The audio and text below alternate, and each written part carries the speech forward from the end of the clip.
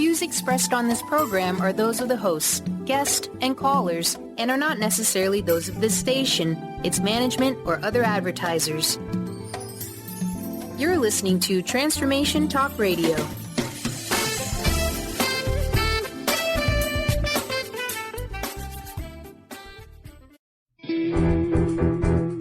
Welcome to Lyme Talk Radio with Dr. Pat Baccili. Epic healing for an epic life. This inspiring show highlights leading-edge solutions, groundbreaking research, headline topics, and tools for holistic healing and wellness. This hit show is dedicated to raising awareness, promoting advocacy and prevention, and supporting initiatives for optimal health. Dr. Pat is passionate and focused on life-saving results reaching far beyond Lyme disease, providing a forum for powerful stories, heart-opening experiences, and hope-activated solutions. Dr. Pat will shine a light on the many shades of Lyme disease fueled by a body, mind, spirit remedy. Now here's your host, Dr. Pat. Hey everybody, welcome. It's great to have you here, and thank you. We are celebrating another amazing year here on Lyme Talk Radio, also the Dr. Pat Show, and transformationradio.fm. Look, this is what I love about being able to come out and not just talk intelligently about Lyme disease, because that's one thing we can do, and you're going to hear a lot of that from Valerie Rose today. But more importantly, it's to open up a dialogue. It's to open up a dialogue about what it means to even say the word Lyme. What does that mean? You know, for many people, they have gone down the pathway of shame. They have gone down the pathway of confusion. They've gone down the pathway of accusation. They've gone down the pathway of not being able to find not one single way to get a remedy. And depending upon what state you live in, they've gone down the pathway of being persecuted for even helping others with Lyme disease. But today, Valerie Rose Yawien is joining me here today, actor, Lyme survivor, speaking out about her amazing journey through Lyme disease and a groundbreaking feature film that she has put together, I Have Lyme. Now wait, before you're thinking, why? Why is this amazing person doing this? What did she put this together to get awareness for all of us to be about? Well, think about who she is. Actor, musical theater performer, writer for stage and screen. Maybe she can help me with my storyboard for the game.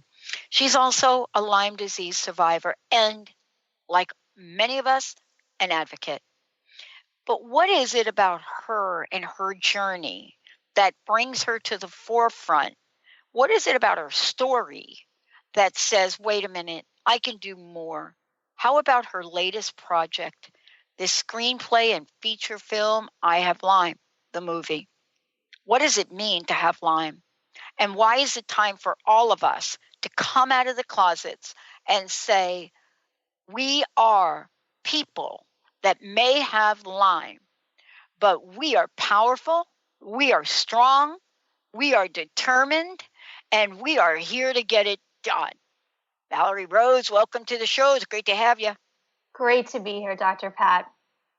Yeah, let's talk about this for a minute. Let's talk about you and your journey. Absolutely. You know, I don't think people have a sense about what, let's just use the term. I don't like using it a whole lot, but I want to use it. I don't think mainstream of anywhere, not this country or any place else, understands the resilience and the determination of a Lyme disease survivor and now advocate. I don't think people know. See, I think we're used to talking maybe about cancer or talking about something else, but we are talking about not just being a survivor, but being a thriver, Lyme disease thriver. And what does it take to be that and do that? And that's why I want to talk with you, because that is you. But let's talk about the journey. The journey, absolutely. So I'm from Brooklyn, New York, and growing up here, I had a very active lifestyle from my childhood. I started in the performing arts pretty much right away. And so I was working actively. I was with my friends. I was all over the city. My parents worked for the airlines, so I was traveling all over the world and just on the surface seeming very happy, seeming very content, seeming okay. And from a very, very young age, I'm talking pre-K, kindergarten, and so on, as I was doing all of these things, I just always knew something was really wrong. And I didn't know necessarily how to articulate it. And because everything seemed fine, I just kept going. And when I say things seemed wrong, I mean I had incredible fatigue and physical symptoms that really didn't have a known cause. I had spinal and joint pain. And again, I just attributed this even at this very young age. Well, I did 8 shows, off Broadway this week. I was dancing. I went out with my friends after. I was in school. I was doing this. So this is just what it is. This is just my normal. And this is just me. So, I went on with my life, and in high school, still very active in terms of academics and my career and, again, my social life, and just going. Went to college, going. And with so many Lyme stories, there's a breaking point, right? Yeah.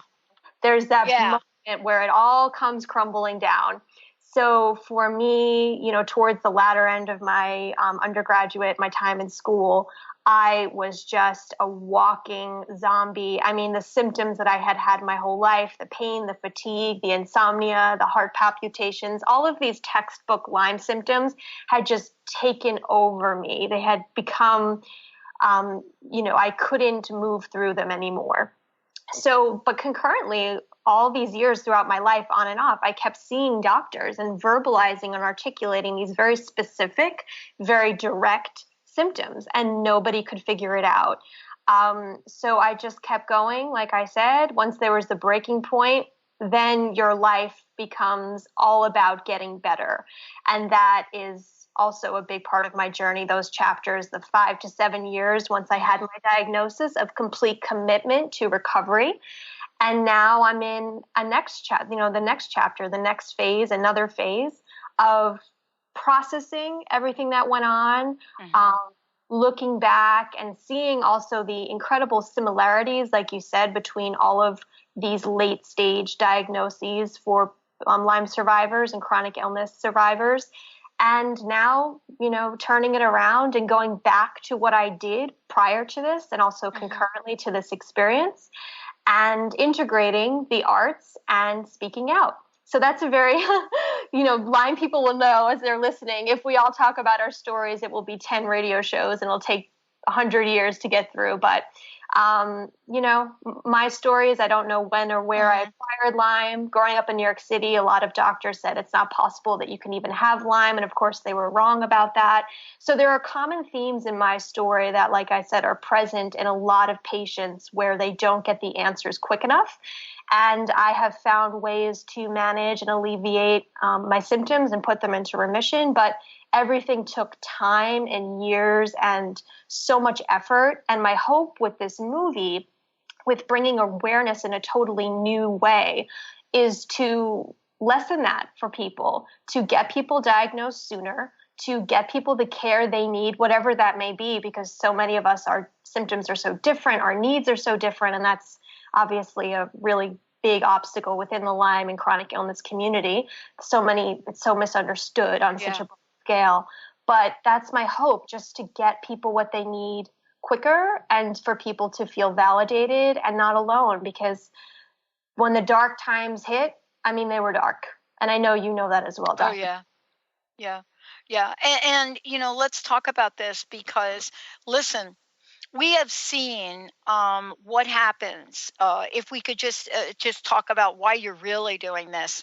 Yeah. We have seen what happened. So many of the people and I know that aren't really here today to actually even talk about it. We've been really fortunate. I feel really blessed to live in the state of Washington, which doesn't acknowledge that Lyme disease is here, really, in the state, that anybody that even has it contracted it from wherever they came from. But the point is, this is the state of Bastyr University. This is where we have the most brilliant natural minds, Dr. Darvish, Dr. Klingart. But you and I are here because we know what the past 15 years have looked like. And we also know that there is a wall as there is for a wall of people that pass away, there is a wall with names on it of people that did their best to stand tall, but they are not here today because for whatever reason, they're not as fortunate as you and I, right? That's what the movie's about, isn't it? Yes. I was talking to our producer on the film, Elizabeth Nolan, about this. She's also a Lyme survivor and an incredible, brilliant mind. So I feel grateful to be working with her on this as well.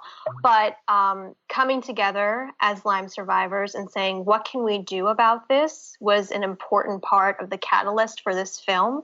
Mm-hmm. And we say on our Indiegogo campaign page, which has a ton of information about the film, its social justice mission, the plot of the film, our mission, what we are trying to achieve, how we are empowering the Lyme and chronic illness community, that we are here to provide, and this film is here to provide a safe space for people to not only to feel validated, but to know they're not alone and to feel as though they can speak out about their stories. Because things that go on within the realm of this particular disease, as you talked about in your intro, with shame and guilt and fear. I mean, these are really difficult emotions to pull yourself up through and pull yourself up by your bootstraps and just keep going. And how do you even articulate what you're going through or have gone through or are still going through with friends and family and those around you? So this movie will represent our community and a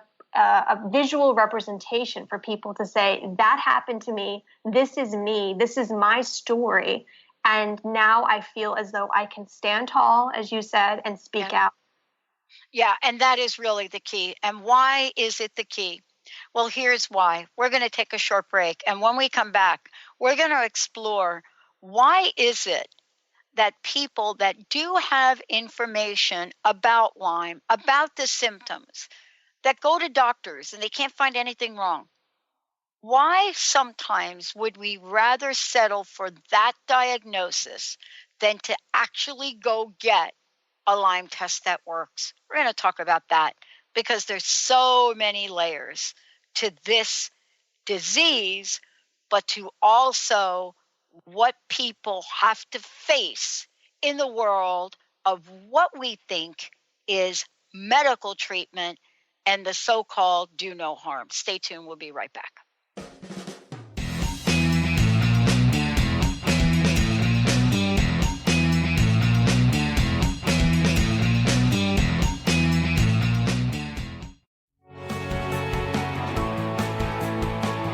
Are you traveling most of your day?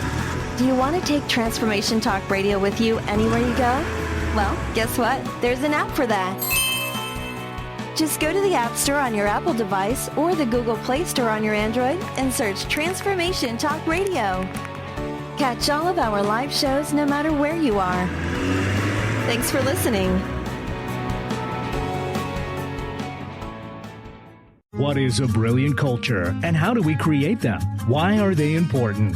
Claudette Rowley has created a breakthrough 5-step process to help you align your culture with your business strategy for exceptional results. Looking for a culture that drives organizational excellence? Listen to Cultural Brilliance Radio, the second and fourth Friday of each month at 10 a.m. Pacific and 1 p.m. Eastern on Transformation Talk Radio. To learn more or work with Claudette, visit culturalbrilliance.com. Do you feel that there's a bigger, better life for you? Is there anything holding you back from living the life you were meant to live? If you'd like to find your life's true purpose and calling, join the world's foremost authority on primal spirituality, David Carshare, in Becoming a Sun Radio, emotional and spiritual intelligence for a happy, fulfilling life. Tune in once a month to Becoming a Sun Radio with David Carshare on The Dr. Pat Show and Transformation Talk Radio. For more information, visit davidcarshare.com today. Transformation Talk Radio is dedicated to the education and awareness of Lyme disease. Welcome to Lyme Talk Radio. I'm Dr. Pat Baccili, the host of the Dr. Pat Show, and I am so thrilled that we've created this venue for all of you out there.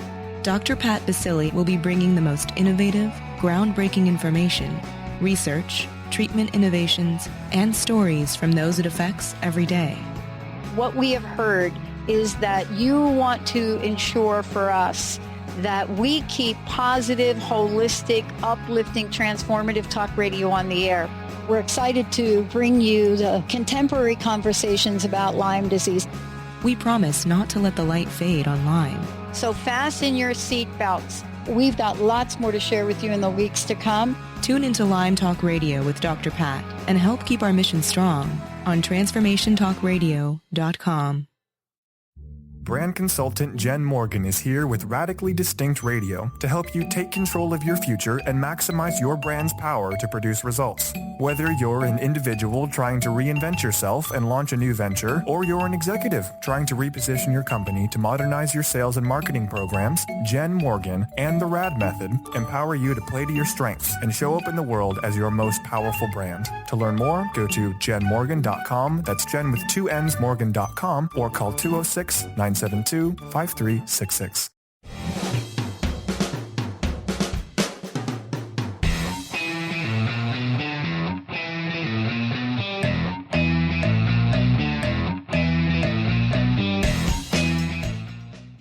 Hey everybody, Valerie Rose Yawien joining me here today. Here's the deal. What is it? Valerie, do you know when we met? Do you remember that? Remember, of course. Okay, I didn't know if you remembered. I didn't want to put you on the spot. No, it was 2014. Isn't that incredible? Yeah. We did our first radio interview together at the TBDA, the Tick-Borne Disease Alliance Gala in Chelsea Piers in New York City. And that was 3 years ago. I know. And the whole Artist Bites Back thing, remember when you told me about that? I was like totally jazzed. Yeah. Yes. You know, that was then.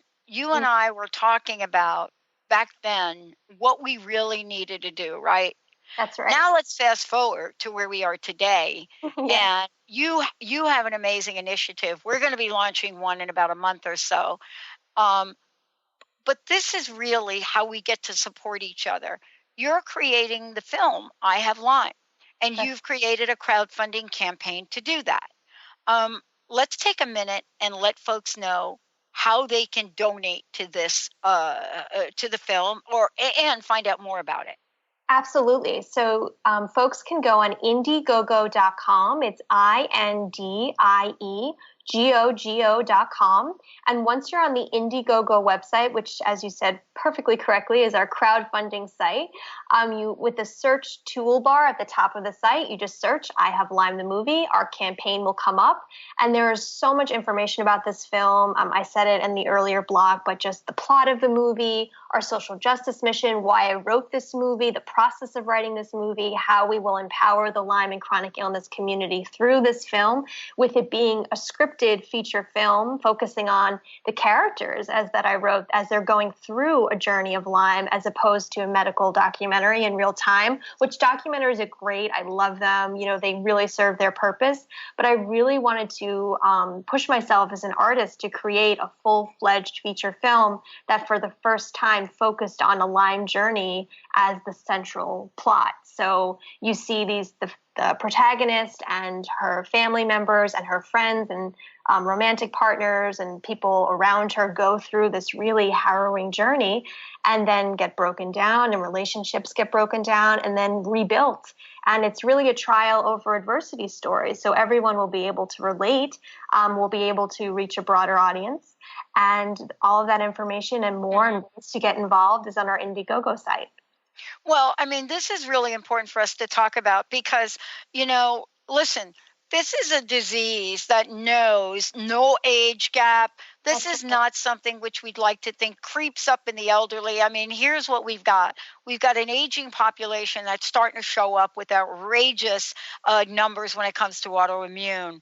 We now have an initiative that says, wait a minute, there's something to be said about this Lyme disease thing. Even if the doctors, right, Valerie Rose, even if the doctors are really not agreeing, is it the Lyme, is it the Borrelia, is it this, is it that? That is really not the point, is it?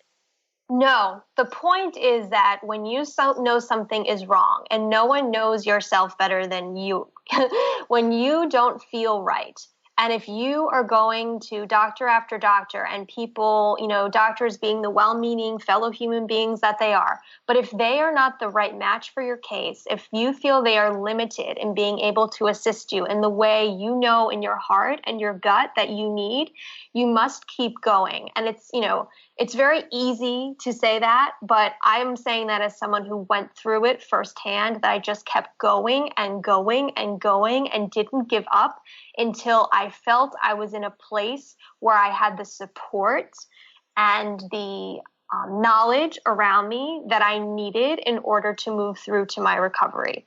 So researching on my own with my mom, it was endless. Just going through every possibility, every Lyme literate medical doctor in New York City, every Lyme protocol.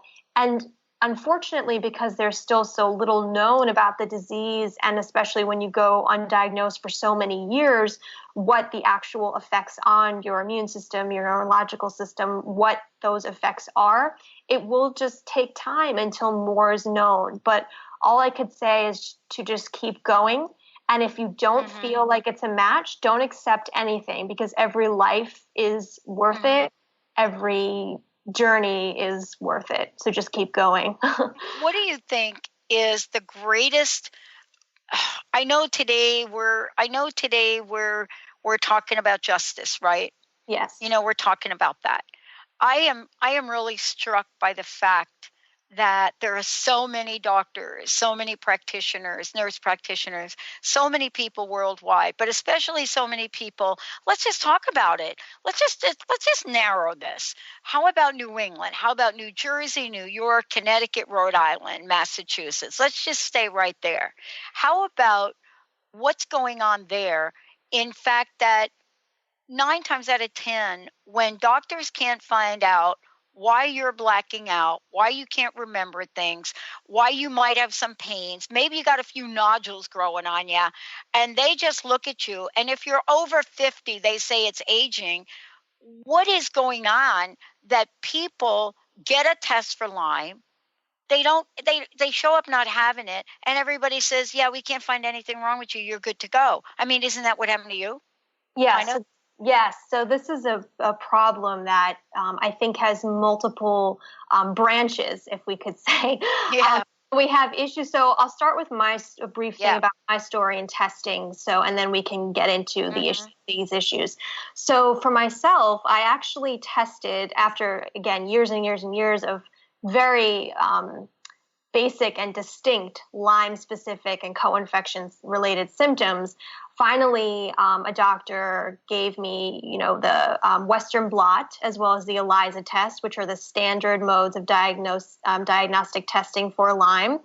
And I actually came up CDC positive on a Western blot, which people within the Lyme community and Lyme literate doctors know isn't the easiest thing to do. No. With these tests, your antibodies are being tested and your immunological response, which might be compromised if you have Lyme. So as opposed to when you get a culture for a strep infection and they're actually looking for the culprit for the infection. With these modes of testing, we're just testing immunological response. So I believe the current stats right now with standardized Lyme testing are 50% positive. I'm 50% false positive results, 50% false negative. It's like a crapshoot if you'll even know what's going on with your body. So for me, when I had these, and of course then doctors don't really know how to handle it as well. So I got a CDC positive Western blot, brought it to top infectious disease doctors in New York City, basically screaming out that I had these symptoms that are so basic with Lyme. And this doctor told me, no, this is a false positive. You do not have Lyme disease. You grew up in New York City. You do not have Lyme disease. So then I was left, I had that voice in my head, and you're fighting against, the medical institution, and you're saying, well, am I wrong? Am I crazy? And then you start really questioning yourself, which is very dark in itself. But I had to keep going and find the specialist who instantly, of course, recognized that I was a telltale Lyme case and get me the treatment that I so desperately needed. So in terms of testing, we have an issue with accuracy We need more accurate modes of testing. And there is definitely a block and many obstacles within conventional medicine about Lyme, what it is, how to recognize the symptoms. We have ER doctors who don't even know how to properly remove ticks, how much doxycycline to give to patients that go to the ER with a Lyme case. I was speaking to someone the other day here in Park Slope, Brooklyn, at a health food store because he saw information about I Have Lyme, the movie, and found me and wanted to share his story. Mm-hmm. And very briefly, he was camping. He went to an ER in New York City. He said, I was camping and I think I saw a tick on me, but I'm not sure. I feel all feverish and flu-like. I'm really wondering if I have Lyme. And they completely rejected him, dismissed his concerns. And now, this was 3 years ago from today, from these times when he just spoke to me last week. He said, now 3 years ago that happened, and I have, lingering symptoms, and I'm trying to treat it with, he knows a lot about holistic health, so he's just found his own way to manage. But this should not happen. We shouldn't be dismissed, and the modes of diagnostics have to be improved. Well, and people really that are out there, and they are, first of all, now, amen, right? Because now let's forward like 15 years, right? Since I started the show. Fast forward, okay, 15 years ago, Al Gore just invented the internet, right? So we didn't have Google. That's right. We didn't have any of this. We didn't have smartphones. You could barely text on your phone, right? Yeah. And so getting information was close to none. Now we are all connected. We can look at what's going on in Germany. Right. We could take a look at what people are doing with what? Ozone therapy? What does that mean? Which I've done. I've done it all. but exactly, right? We can go down the list. What do you mean? Snake venom? Yeah. But there's a reason, though. Yes. Because, believe it or not, some of these things actually worked. Let's take a short break. When we come back, more with Valerie Rose. We're going to give you lots of information. Please, please, please donate to her campaign. Please do it. We're going to go ahead and make sure, Justin, that we make a note to put a banner up on all of our websites, if you don't mind, with a click button to donate right to the page. All of the above, everybody. Social media, let's get going. Why? Because this is closer than you think. Yep. If you can catch it living in New York City, wait, let me think a minute. I'm going to let Valerie Rose talk about that. We'll be right back.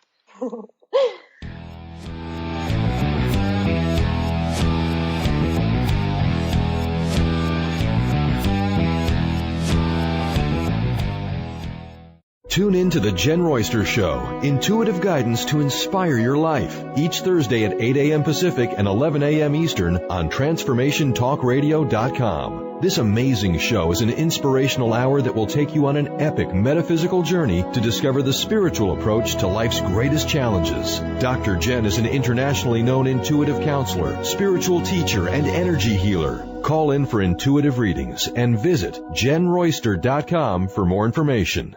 How would you like increased health and vitality? How would you like to avoid the onset of disease as well as slow the aging process? This is all possible through a simple, safe, and natural process.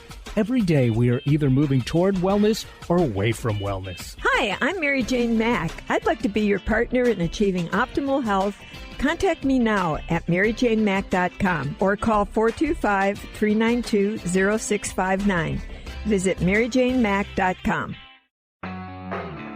Transformation Talk Radio is dedicated to the education and awareness of Lyme disease.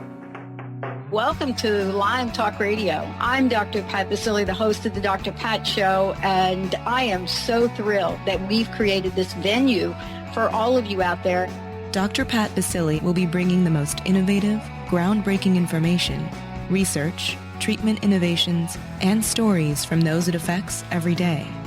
What we have heard is that you want to ensure for us that we keep positive, holistic, uplifting, transformative talk radio on the air. We're excited to bring you the contemporary conversations about Lyme disease. We promise not to let the light fade on Lyme. So fasten your seat belts. We've got lots more to share with you in the weeks to come. Tune into Lyme Talk Radio with Dr. Pat and help keep our mission strong on transformationtalkradio.com. Chris Stanis is a spiritual leader and healer and teaches a course on how you can transform your life through a meditation and healing system that will manifest your spirit's dreams. She manifested the Women of Wisdom Conference, the Women of Wisdom book, and this radio show. And she can show you how to change your life too. Are you ready? Visit the website and contact her at voicesofwomentoday.com. That's voicesofwomentoday.com. Did you know that all of the shows on the Transformation Radio Network are available as podcasts to stream or download? Really? Check us out. Go to transformationradio.fm. We have business shows, spiritual shows, energy healing shows, and pretty much everything in between. Something for everyone, guaranteed to inspire, educate, and transform. We are transforming the world, one listener at a time.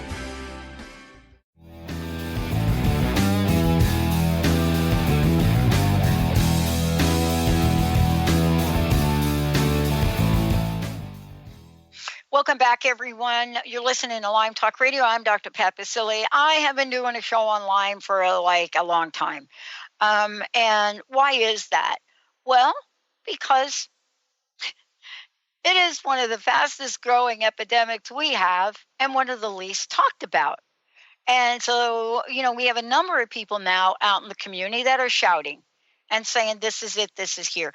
But, our delivery is different. Both Valerie Rose and I have a different delivery. Our end game here is awareness. And why awareness? There are a lot of people out there that are, really bent on finding better testing or cures. We are interested in grabbing the mainstream. People that may not be aware of this, people that have children that go out and play, we want to just grab them to say, yeah, it may be scary, but you know what? There's stuff you can do about it now. So anybody listening to this that's thinking, I know I should have got the test. I know I should get the test. I should get the test. How can I find out about the test? What we want to say to you is, if you don't know where to get the test, we will point you in the right direction, because today, 15 years later, we are here to tell you you can beat it. Right, Valerie Rose? That's absolutely right. Information is power. I can't emphasize enough listening to your own instincts and becoming an informed patient.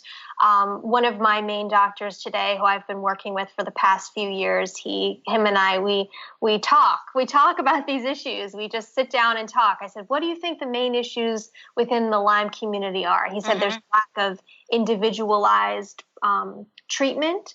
One for all, antibiotics don't work for everyone. Of course, if you're diagnosed right away and you get the proper amount of doxycycline, that is incredibly important. But for those of us who are later stage diagnosis, everybody needs something different. We're all different people. We're all special snowflakes, so to speak. So, owning your individuality and allowing that to empower you through a very difficult road is very important, I would say. To that? Well, here's the deal. The deal is awareness is the first step. That's right. Okay. So let's just talk about that. Awareness is the first step. And I know there's nothing scarier to get a diagnosis for a disease that nobody knows how to cure. That's right. And I'm not talking about Lyme, right? There are other diseases like that. Yeah. I think a big part of my journey as well, switching my perspective once I was really out of the very, very, very difficult phase where I was just, in bed 24/7. I mean, so ill that it's really difficult for that not to consume you when you're in that stage. But when you're a little bit removed from that place and you're feeling a little better and your spirit comes back and you're moving through the trauma of this type of experience, to just say, okay, I'm surrendering to what happened.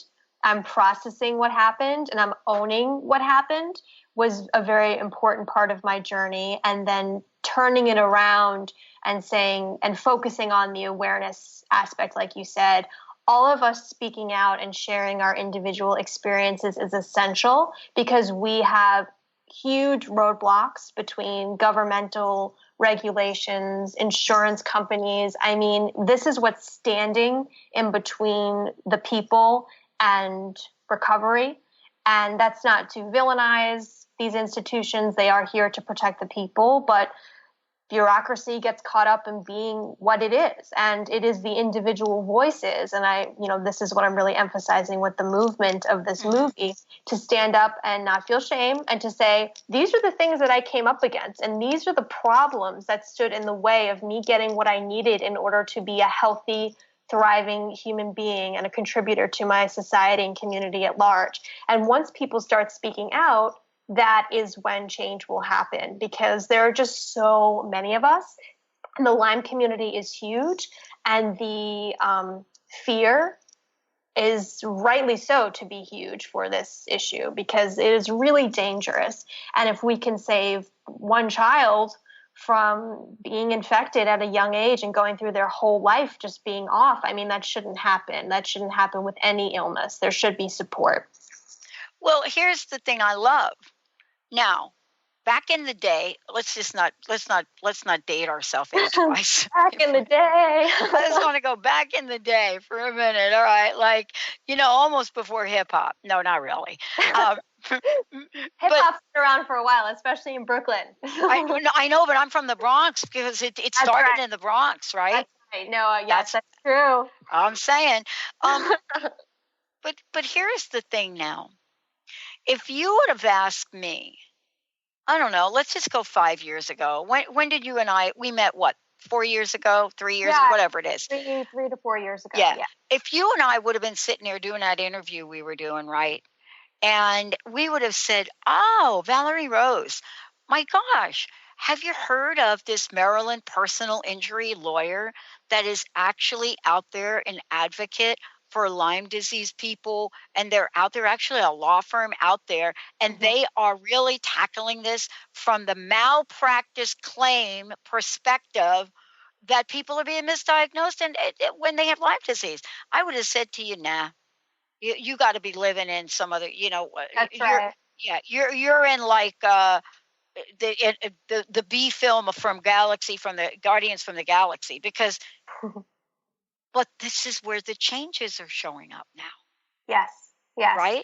If I think about, and of course, a lot of it is blocked out or I don't remember because of my cognitive state at that time, but talking to my parents and talking to my friends and piecing together some things that had happened in terms of extreme abuse and dismissal from the medical community. And I'm talking top New York City doctors here, and that's why it's important to speak out about that.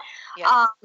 But the malpractice, I can't even begin, because you just have people saying, this is what I think is going on with me.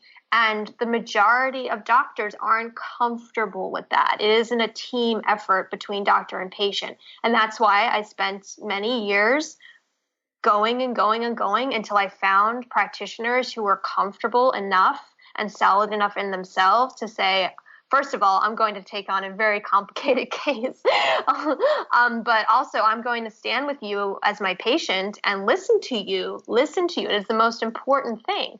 So, community, person-to-person conversation and engagement seems to be what is propelling the Lyme and chronic illness community forward.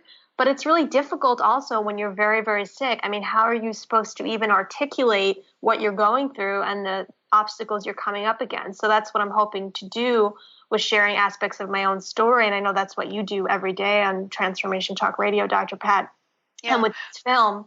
Yeah, but you're doing it with the film. And the film is super important because, we know now in the world we live in social media, that creating a film that people can look at, they can watch, they can tap into, it is a way to not just get this message across in the United States, but to get it worldwide. And I just got a question from one of our listeners. Yes, the answer is yes.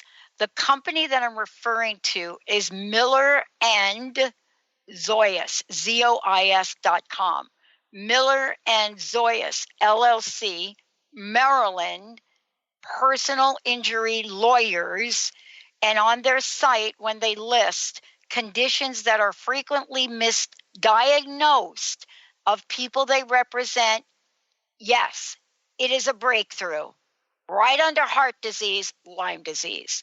Now, you and I may be sitting here, Valerie Rose, and thinking, what's a big deal, Pat? Why are you making a big deal about that? I'm sorry, that is a big deal to me. It's huge.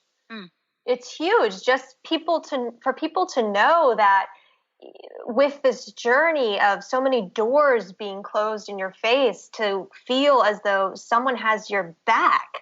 I mean, not everyone, we're talking about gratitude and feeling fortunate. Right. I mean, not everyone had a family that believed them like I did, or friends that stood by through every IV and every appointment. I mean, 5, 6, 7 years nonstop. I mean, people don't have that. Most people don't have that. So to know that there are resources and professionals out there who are incorporating the Lyme story into a dialogue that will be taken seriously is everything.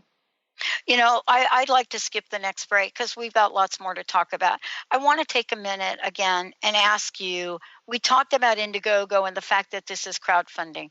Tell folks the importance of crowdfunding, because we're getting ready to do our own crowdfunding initiative on our exploding ticks. But tell them why crowdfunding, because it is important that people know how to donate.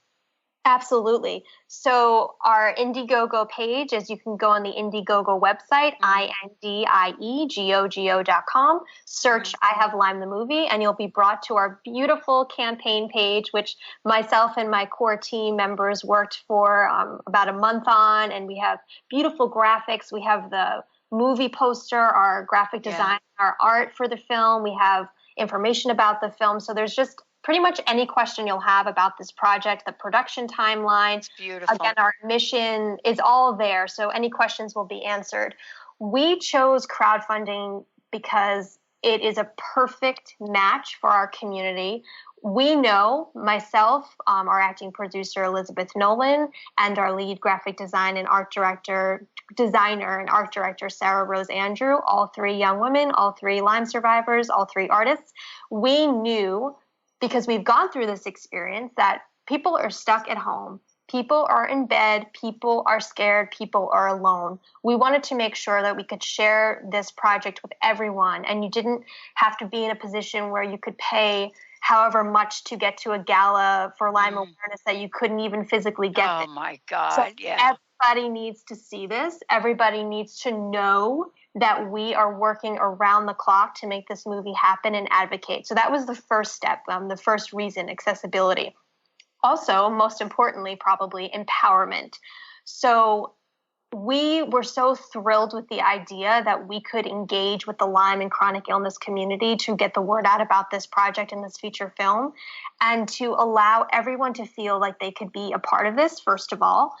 Any donation of any amount, your name will be listed in the film's closing credits. You know in your heart that you were part of bringing a Lyme story to a big screen, having it in film festivals. This film is called I Have Lyme. We chose that title. I chose that title because it represents the moment where you're told you have something. And what does that mean? What is it? What is Lyme? I mean, this is going to be huge in terms of awareness. So knowing that wherever you are in your battle and healing journey with Lyme and associated conditions, that you can take an active part of being part of positive change and awareness and creating a really cool film anyway, is we just really wanted to empower people and let them know that they could be a part of it. And every single person is equal. Everybody has the opportunity to come on board at whatever level they're able to. And also just for people to know that this is happening for them and to allow them the opportunity to share it with friends, family members, their doctors, the people around them who see what they're going through, and to know that this is happening for them. So we were just so excited to put this project out on a massive platform and allow everybody to feel that they were a big part of this, because they are, and each and every person matters. You know, I remember when you and I first met, and, you know, I could see this in your eyes. I mean, I could clearly see in your eyes that there was a determination. And yet, the years have gone by. And I got to tell you, for those of you tuning in, go to the Indiegogo site. There's one picture in that you have in your slider I want to ask you about, if you don't mind. Of course. There is a picture of a woman laying down in a purple top. Yep, it's me. Yep, it is. Yeah. This picture is haunting. Yeah. It is haunting. And I want to tell you why it's haunting. It's haunting because I know you're here today and alive. That's right, yeah. But that image of you really talks about the depth and the breadth by which a person comes back from in recovering. That's why the story of recovery is the tagline of the film. Right. I Have Lyme, a story of recovery. See, that's the point that we need to talk about, isn't it? It is. And I wrote about all of these things. I'll call them things, but I wrote about all of these events and circumstances within the script of and the screenplay for this film. I don't know how many times I died and came back from this disease. Yep. And I went there and I wrote about all of it. And I wrote about being trapped in psychiatric hospitals and sitting across from doctors who looked at me as if I had 3 heads, and I would just cry and cry and cry. And eventually your mind and your spirit and your soul leaves you and you're just a shell and you're dying. And I wrote about all of these things that happened to me because I, as you said, I'm standing here today completely back, completely recovered in mind, body, and spirit. Yep. And I want people to know that that is possible for every single soul that goes through this and other conditions like Lyme.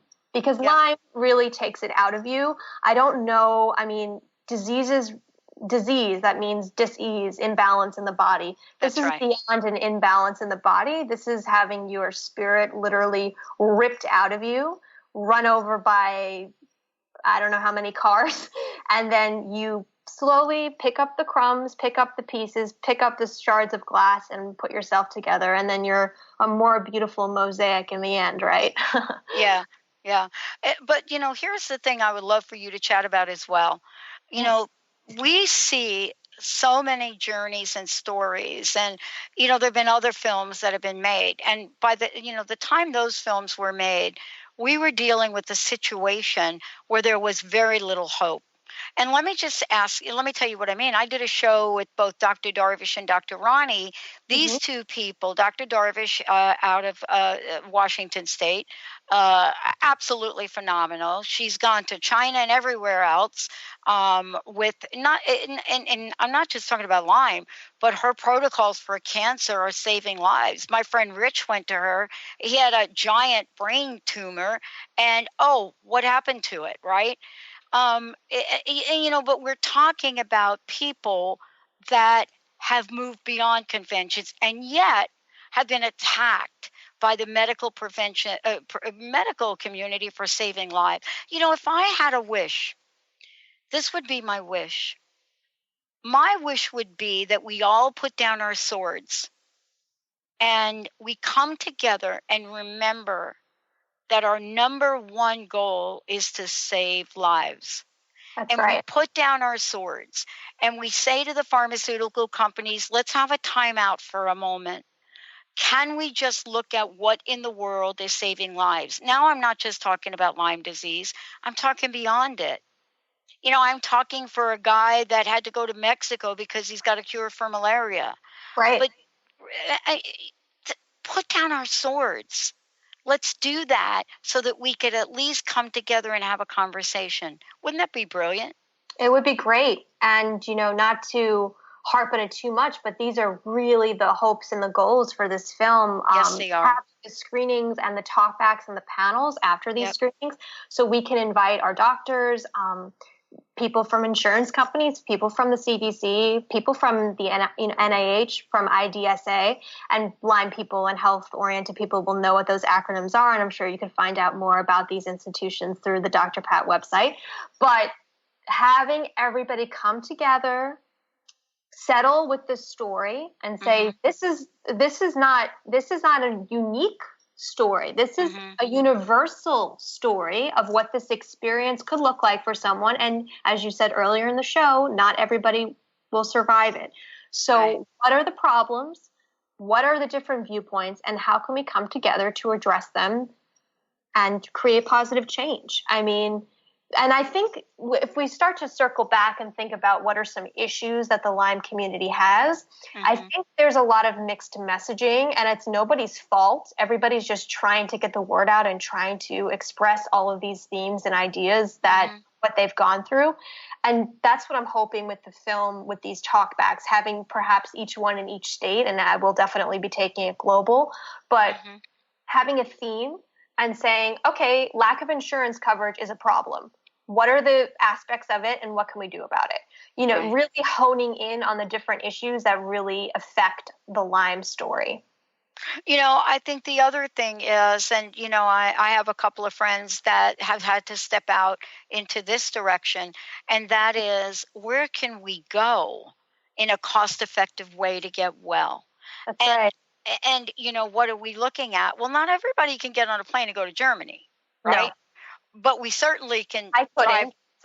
No, but people can certainly drive down to Mexico. But how can we partner with the Mexican government? I mean, there's so many opportunities. I got to ask you one last question before I run out of time here.